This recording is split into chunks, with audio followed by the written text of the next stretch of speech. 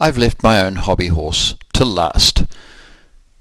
Grammar, of course, is about the way in which sentences are structured. The lexicon, well, that was right at the beginning. It was in the words section, and it's about words and dictionaries and the mental lexicon, the dictionary of the words in your head.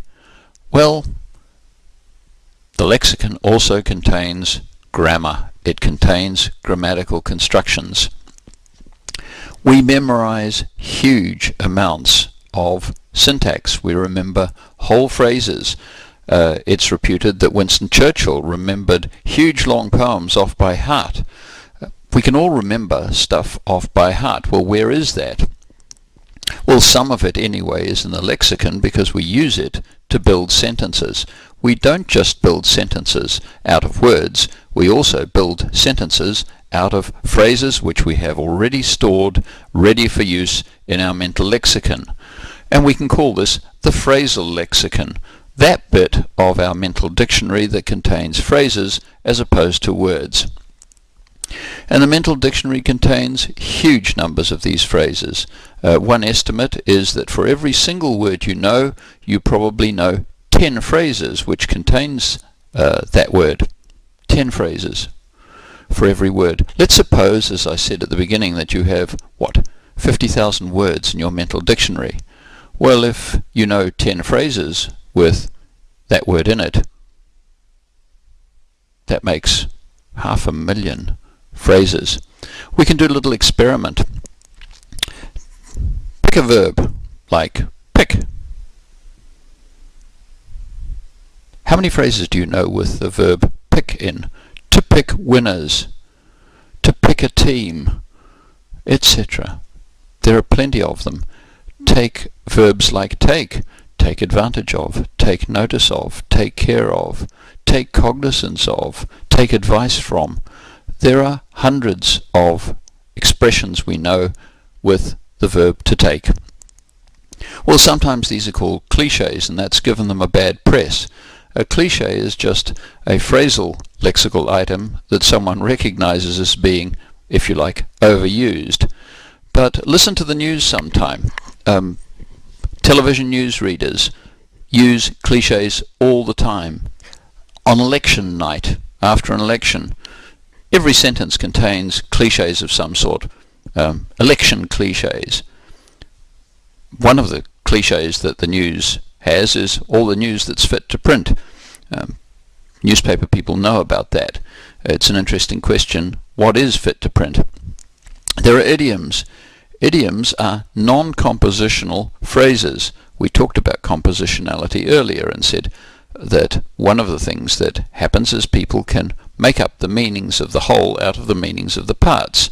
And that's true of the meanings of phrases.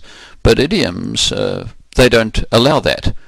For example, when we say that we're chewing the fat, we're not really chewing the fat, we're not chewing at all, and it's got nothing to do with fat. It means we're talking, chewing the fat. It's an idiom.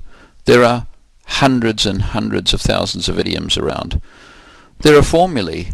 Formulae are phrases we use for particular purposes. So we come to the checkout, and the checkout operator says, "How are you today?" They don't say, "How are you today?" They say, "How are you today?" That's what they say. And when you leave, what do they say? "Have a good day." These are formulae. They're used for particular purposes. What do we say when we've stepped on someone's toe? We say, "I'm sorry." Well, we didn't make that up.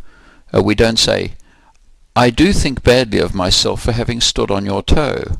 That's not what we say. That's in for a dig. We just don't say that. And in for a dig is a formula. There are proverbs. There's many a slip twixt a cup and a lip, whatever that means. There are hundreds and hundreds of proverbs. The phrasal lexicon is very important in speech. It's very important in particular circumstances. For example, you can't be a racing commentator of horse races without having a huge phrasal lexicon full of expressions that are useful for horse racing.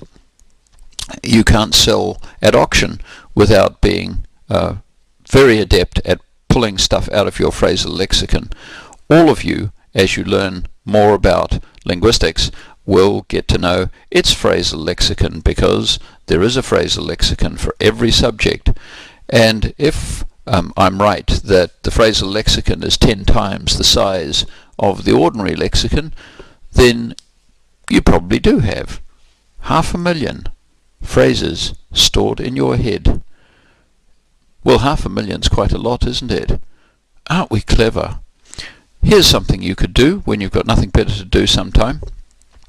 Think of the number of hours you've been awake in the whole of your lifetime. Let's suppose that you have 500,000 phrases in your mental dictionary. How many of those have you learnt per hour? It's a considerable achievement.